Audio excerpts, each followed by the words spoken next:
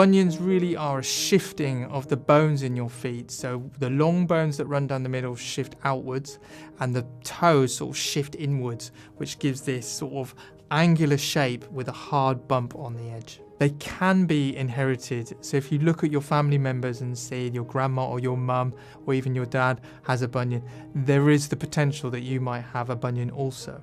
Bunions can also be caused by footwear. If you imagine squeezing your foot into a tiny little space, it encourages and forces your big toe to squeeze in this space, which also then encourages your bunion to poke out. This in time can cause more inflammation and more pain and encourage your bunion to become even worse. When the joint is inflamed and sore, you can use pads to buffer the shearing between your shoes and your feet.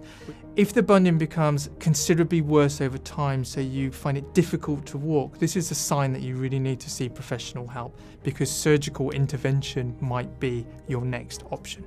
Some steps that you can take to avoid a bunion would be quite a simple one: to avoid wearing really tight fitted pointed shoes. Wear your trainers when you need to, wear your high heel shoes when you also need to, but switch it up, because then your bunion won't feel so painful at the end of the day.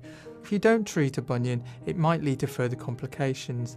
One, for example, might be a bursa that appears around the bunion. This is an inflammation sac of fluid, which is basically trying to help to protect the bunion from your shoes and your feet.